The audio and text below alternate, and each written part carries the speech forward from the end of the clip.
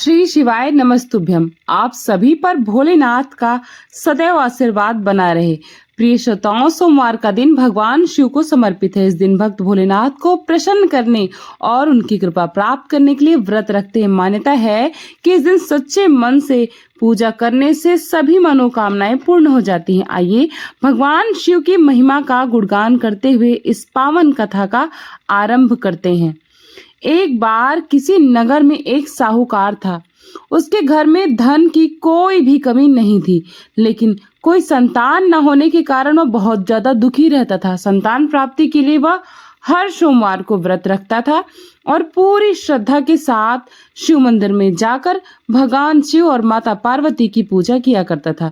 उसकी भक्ति को देखकर एक दिन माँ गौरा प्रसन्न होकर भगवान शिव से साहूकार की मनोकामना पूर्ण करने का निवेदन करने लगी। पार्वती जी के बहुत ही आग्रह करने पर भगवान शंकर ने कहा, हे देवी, इस संसार में हर प्राणी को उनके कर्मों का फल जरूर मिलता है और जिसके भाग्य में जो हो उसे भुगतना ही पड़ता है। लेकिन गौरा जी ने साहूकार की भक्ति देखकर उसकी मनोकामना पूर्ण करने की इच्छा व्यक्त की। माता पार्वती के आग्रह पर भगवान शिव ने साहूकार को पुत्र प्राप्ति का वरदान तो दिया, लेकिन उन्होंने बताया कि यह बालक केवल 12 वर्षों तक ही जीवित रहेगा। माता पार्वती और भगवान विष्णु की इस संवाद को साहूकार सुन रहा था, इसलिए उसे ना तो इस बात की खुशी हुई और ना ही कोई दुख, बल्कि वह पहले की तरह ही शिव जी की भक्ति में लीन रहा, पूजा करता रहा, व्रत करता रहा। और कुछ समय के बाद साहूकार की पत्नी ने एक सुंदर से पुत्र को जन्म दिया। वह बालक 11 वर्ष का था तो उसे पढ़ने के लिए काशी भेज दिया गया। साहूकार ने पुत्र के मामा को बुलाकर उसे बहुत सारा धन देकर कहा कि तुम इस बालक को काशी विद्या पाठ के लिए लेकर जाओ। तुम लोग रास्ते में यज्ञ कराते हुए जाना और ब्राह्मणों को भोजन दक्षिणा इत्यादि भी देते हुए ही जाना। दोनों मामा और भांजा इसी तरह यज्ञ कराते और ब्राह्मणों को दान पुण्य दक्षिणा करते हुए काशी नगरी की तरफ निकल पड़े। इसी दौरान रात में एक नगर में जहां पड़ा नगर के राजा की कन्या का विवाह था, लेकिन जिस राजकुमार से उसका विवाह था वह एक आंख से काना था। राजकुमार के पिता ने अपने पुत्र के काना होने की बात को छुपाने के लिए सोचा, क्यों ना उस साहूकार के पुत्र को दूल्हा बनाकर राजकुमारी से विवाह करा दूं और विवाह के बाद इसको धन देकर विदा कर दूंगा और राजकुमारी को अपने नगर को ले जाऊंगा। लड़के को दूल्हे के वस्त्र पहनाकर राजकुमारी से विवाह करा दिया गया। साहूकार का पुत्र बहुत ही ईमानदार था, उसे यह बात सही नहीं लगी, इसलिए उसने अवसर पाकर राजकुमारी के दुपट्टे पर लिख दिया कि तुम्हारा विवाह तो मेरे साथ हुआ है, लेकिन जिस राजकुमार के संग तुम्हें भेजा जाएगा वह एक आंख से काना है। मैं तो काशी विद्या पढ़ने के लिए जा रहा था।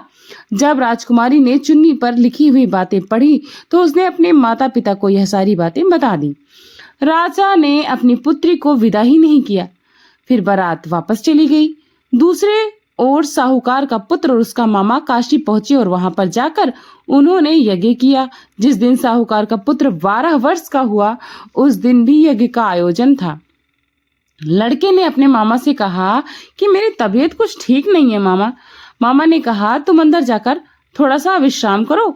भगवान शिव के वरदान के अनुसार कुछ ही देर में उस बालक के प्राण निकल गए। मृत भांजे को देखकर उसकी मामा ने विलाप आरंभ कर दिया।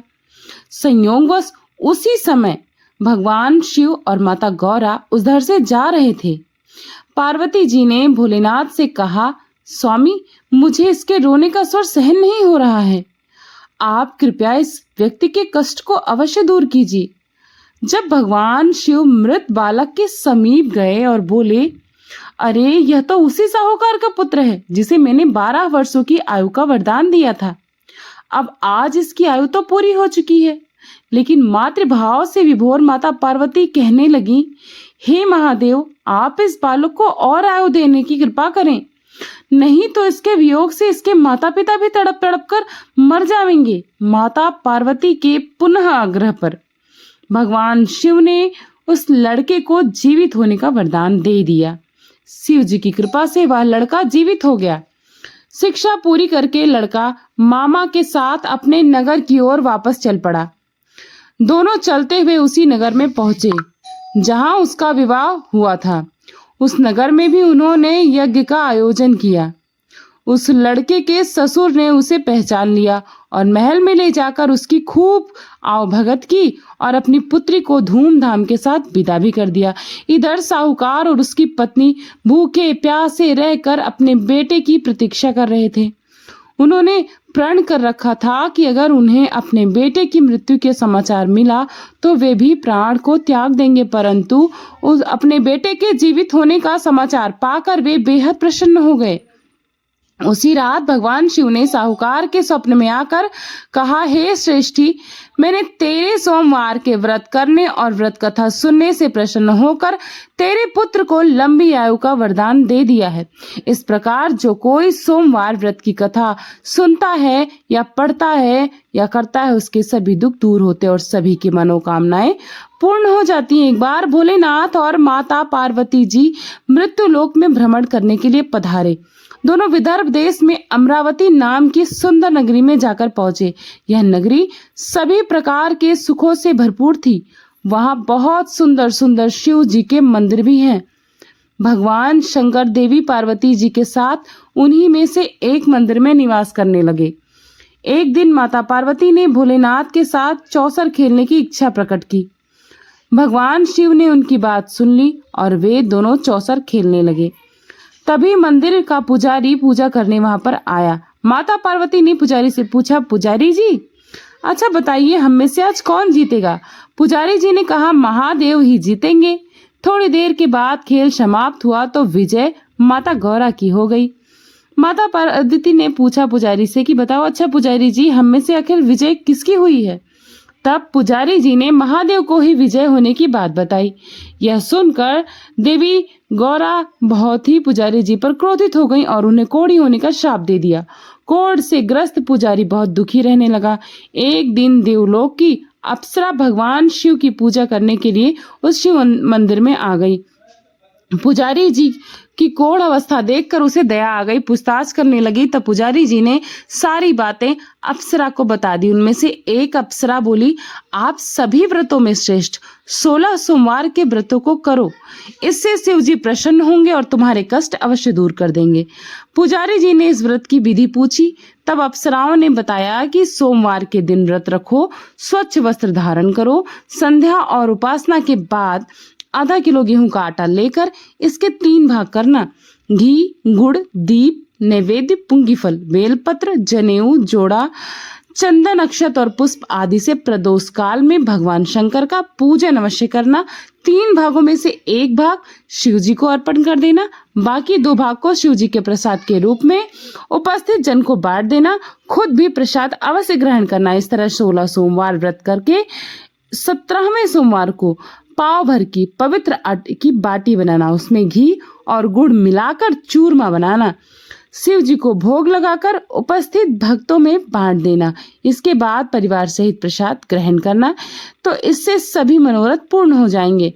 ऐसी बात सुनकर अप्सराएं बताकर चली गई। पुजारी जी ने अप्सराओं की बात जिस तरह से विधि बताई थी, 16 सोमवार तक व्रत किए, जिसके पुण्य प्रताप से भगवान शिव की कृपा और माता पार्वती की दया से पुजारी जी को कोढ़ मुक्त हो गए और आनंद से रहने लगे। कुछ समय के बाद भगवान शिव और देवी पार्वती जी वापस उसी मंदिर में आए। देवी पार्वती ने पुजारी जी को देखा कि वो निरोगी हैं तो पूछा, पुजारी जी ये कैसे हुआ? तो उन्होंने 16 सोमवार की महिमा बताई। पार्वती जी खुद भी 16 सोमवार व्रत रखने के लिए तैयार हुई और इस व्रत को करने से उनके रूठे हुए पुत्र कार्तिकेय जी देवी पार्वती जी के आज्ञाकारी हो गए।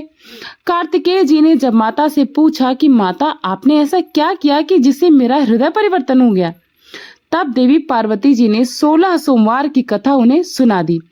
कार्तिकेय जी ने अपने विशेष मित्र से जो कहीं खो गया था उससे मिलने की कामना में 16 सोमवार के व्रत किए तो उनका खोया हुआ मित्र उन्हें जल्दी ही मिल गया। मित्र ने इस आकस्मिक मिलन का कारण पूछा तो कार्तिकेय जी ने उन्हें 16 सोमवार का व्रत करना बताया। मित्र ने इस व्रत की विधि विधान पूछा और स्वयं के विवाह की मनोकामना से 16 सोमवार के व्रत को धारण किया। इसके बाद कार्तिकेय जी का मित्र एक स्वयंवर सभा में गया तो वहां की राजकुमारी ने आकर्षित होकर उसके गले में वरमाला डाल दी और उसे अपना पति स्वीकार कर लिया। तब राजा ने बहुत सारा धन और सामान देकर उसको वहां से विदा किया। अब वे दोनों सुख से रहने लगे। जब 16 सोमवार के व्रत से उनकी पत्नी को पता चला तो उन्हें अपने पुत्र प्राप्ति की कामना से 16 सोमवार के व्रत किए। उसके बाद कुछ समय के बाद एक अति सुंदर, सुशील और बुद्धिमान पुत्र उन्हें प्राप्त हुआ। जब वह बड़ा हुआ तो उसने अपनी माँ से 16 सोमवार के व्रत की गाथा सुनी। तब उसने भी राज्याधिकार प्राप्त करने के लिए 16 सोमवार के व्रत को शुरू कर दिया। एक राजा को अपनी कन्या के लिए योग्य पुरुष की खोज थी। राजा ने अपनी कन्या का विवाह उस सुवर्ण संपन्न पुरुष से करा दिया। राजा के कोई पुत्र नहीं था तो उसने अपने दामाद की योग्यता देखकर उसे राजा बना दिया। राजा बनने के बाद भी वह 16 सोमवार के व्रत हमेशा करता रहा। 17वें सोमवार आने पर उसने अपनी पत्नी से शिव जी की पूजा के लिए मंदिर चलने को कहा तो उसने दासियों से कहकर पूजा की सामग्री तो भिजवा दी, लेकिन खुद नहीं गई। अब इधर राजा ने शिव जी की पूजा समाप्त की तो आकाशवाणी हुई, हे राजा, अपनी रानी को राजमहल से निकाल दे, नहीं तो तेरा सर्वनाश हो जाएगा। राजा राज दरबार में आकर सभासदों से विचार विमर्श किए और सर्वनाश के भय से रानी को राजमहल से निकाल दिया। अपने दुर्भाग्य को कोसती हुई रानी नगर के बाहर चली गई। दुखी मन से चलते हुए वह एक गांव में जाकर पहुंची। वहां पर एक बूढ़ी माई थी जो सूत बेचा करती थी। बूढ़ी माई ने दया करके रानी को अपने साथ सूत बेचने के लिए रख लिया। जब से रानी को साथ रखा, बूढ़ी माई का तो सूत बिकना ही बंद हो गया। बूढ़ी माई ने रानी से वहां से जाने को कह दिया। अब रानी एक तेली के यहाँ काम करने गई। उसी समय तेली के मटके छटक गए, सारा का सारा तेल बह गया। तेली ने भी वहां से उसे भगा ही दिया। दुखी होकर रानी एक नदी के पास गई तो नदी का सारा पानी सूख गया। वह एक पेड़ के नीचे बैठी तो पेड़ के सारे पत्ते सूख गए। आसपास के लोगों ने जब यह सब कुछ देखा तो उसे पकड़कर मंदिर के पुजारी गोसाई जी के पास लेकर गए। गोसाई जी देखते ही जान गए यह कोई विधि की मारी कुलीन स्त्री है। गोसाई जी ने रानी से कहा कि वह उसके आश्रम में उनकी पुत्री की तरह रह सकती है। अब रानी आश्रम में रहने लगी। रानी भोजन बनाती तो उसमें कीड़े पड़ जाते, पानी भरकर लाती तो वह गंदा हो जाता। अब तो गोसाई जी एक दिन दुखी होकर उनसे पूछे कि बेटी, तुम्हारी यह दशा हुई कैसे? यह किस देवता का कोप है? तब रानी ने शिव जी की पूजा में न जाने वाली बात गोसाई जी को बताई तो गोसाई जी बोले, पुत्री, तुम 16 सोमवार के व्रत करो, इससे तुम अपने सभी कष्टों से मुक्ति पा सकती हो। गोसाई जी की बात मानकर रानी ने 16 सोमवार के व्रत किए। 17वें सोमवार के दिन विधि विधान से शिव जी की पूजा भी की, उद्यापन किया। पूजा के प्रभाव से राजा को इधर महल में रानी की याद सताने लगी और रानी को ढूंढने के लिए उसने चारों दिशाओं में अपने दूत भेज दिए। रानी की खोज में घूमते घूमते दूत गोसाई के आश्रम तक पहुंच गए। राजा को खबर लगी तो राजा रानी को ले जाने आश्रम स्वयं आए। गोसाई जी से बोले कि यह मेरी पत्नी है। शिव जी के क्रोध से के कारण मैंने इसे राजमहल से निकाल दिया था।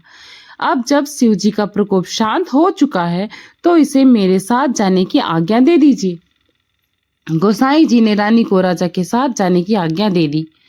रानी बहुत प्रसन्न हुई। राजा और रानी के आने की खुशी में नगरवासियों ने खूब सजावट की, मंगल गीत गाए, पंडितों ने मंत्र आदि गाकर स्वागत किया। इस तरह से धूमधाम से रानी का महल में प्रवेश हुआ। राजा ने ब्राह्मणों को दान आदि दिए, याचकों को धन धान्य मिला। जगह जगह पर भूखे प्यासों को भोजन खिलाने के लिए भंडारे कराए गए। राजा रानी 16 सोमवार के व्रत करते हुए शिव जी का विधि विधान से पूजन करते हुए सुखपूर्वक लंबे समय तक जीवन बिताने के बाद शिवलोक को पधार गए। इस प्रकार जो भी मनुष्य मन, वचन, कर्म से भक्ति भाव से 16 सोमवार के व्रत और पूजन विधि विधान से करता है, कथा का श्रवण करता है, वह सभी सुखों को प्राप्त करके अंत में शिवलोक को गमन करता है और यह व्रत सभी मनोरथ पूर्ण करने वाला है। कथा समाप्ति। प्रेम से बोलिए भोले शंकर भगवान और माता पार्वती की जय। आप सभी को यह कथा कैसी लगी कमेंट बॉक्स में जरूर बताइएगा। अगर अच्छी लगी तो वीडियो को लाइक करेगा, चैनल को सब्सक्राइब करेगा, कमेंट बॉक्स में भगवान के चरणों में हाजिरी लगाना बिल्कुल भी मत भूलिएगा। मिलती हूँ नई कथा के साथ नए वीडियो में, तब तक के लिए अपना खूब सारा ख्याल रखिएगा। Thanks for watching Purnima Keshav blog.